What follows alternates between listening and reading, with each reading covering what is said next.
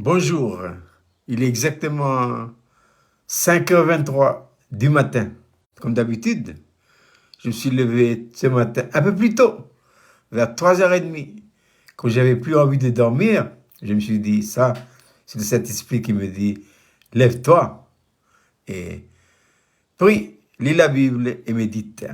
Après avoir prié, après avoir fait mon lit, parce qu'il faut toujours nettoyer, bien plier le lit, la couverture, pour pas qu'il y ait la pagaille dans nos chambres. Oui, parce que où se trouve le désordre? Le désordre dans l'homme se trouve à l'intérieur. Dieu nous a créés, il nous a donné un esprit, une âme et un corps. Mais avec la conséquence du péché, cet ordre intérieur est devenu un véritable schisme. Donc j'ai fait d'habitude mon lit propre, nettoyé. Voilà. C'est un témoignage extérieur qui dénote une vérité, une réalité intérieure. Donc, après avoir prié, j'ai médité la Bible, la parole de Dieu, et je suis tombé dans Luc chapitre 10. C'est l'histoire de ce jeune homme qui disait un jour à Jésus, Seigneur, bon maître, que faut-il que je fasse pour avoir la vie éternelle? Jésus lui dit, mais c'est écrit dans la loi. Tout est écrit dans la loi. Il suffit de le faire. Et cet homme a répondu à Jésus, mais oui Seigneur, tout ça j'ai tout fait. Jésus a dit, il te manque une chose. C'est quoi? Vends tout, donne-le aux pauvres et tu auras un trésor dans le ciel. Voilà.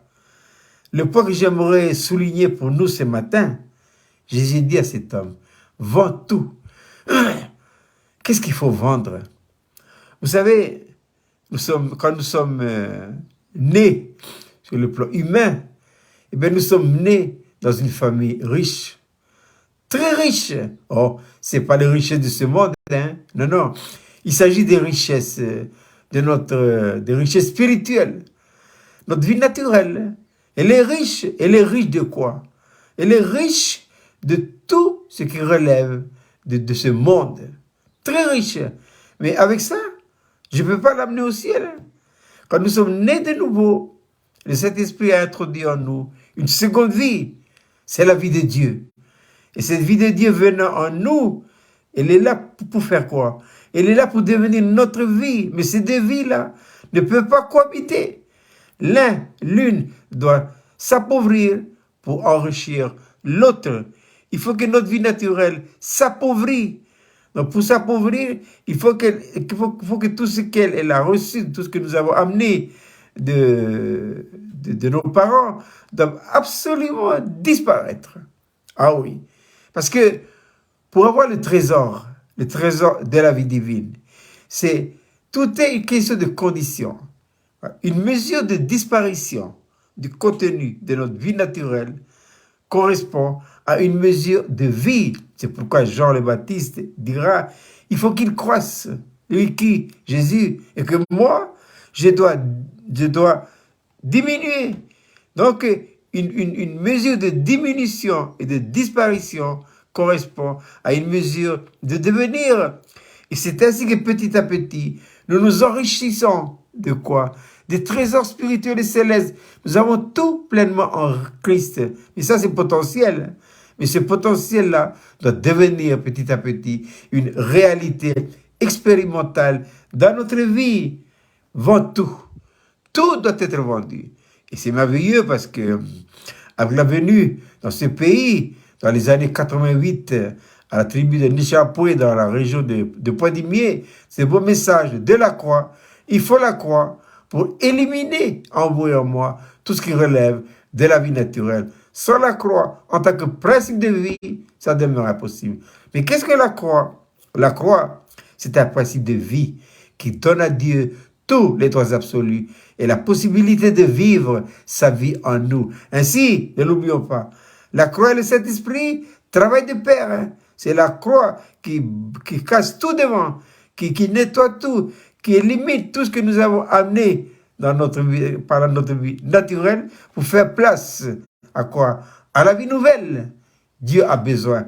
Dieu a besoin de vous et de moi pour pouvoir exprimer autour de nous quoi? Le caractère et la mentalité du Seigneur Jésus-Christ. C'est pourquoi il me met à cœur de faire très tôt ce matin cette petite vidéo. Ah oui, la vie chrétienne, c'est une belle vie, mais ça demande un prix à payer. Et chacun de nous doit payer le prix fort. Jésus, il a tout quitté le ciel. Il est le Fils de Dieu. Il est le Fils du Roi des Rois. Il a laissé ses trésors dans le ciel. Il est venu dans l'incarnation. Il s'est appauvri pour vous et moi, pour que nous nous enrichissons pour lui. Mais il y a des conditions. 1. La nouvelle naissance.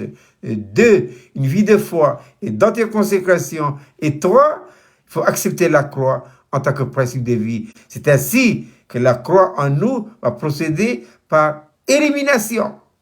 C'est ainsi que petit à petit, comme dit l'apôtre Paul dans sa lettre aux Corinthiens, que nous devenons, d'une manière progressive, nous sommes amenés à la pleine ressemblance du Fils de Dieu. C'est clair que ce n'est pas une ressemblance physique ou physiologique, mais c'est une ressemblance spirituelle.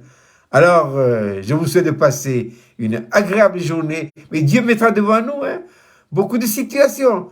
Pour éliminer, il faut éliminer. Il faut que nous devenions pauvres dans la vie de l'âme et riches, très riches dans la vie spirituelle. Et c'est ainsi que les traits, le caractère et la mentalité du Seigneur Jésus-Christ commencent à émaner de qui? De vous et de moi.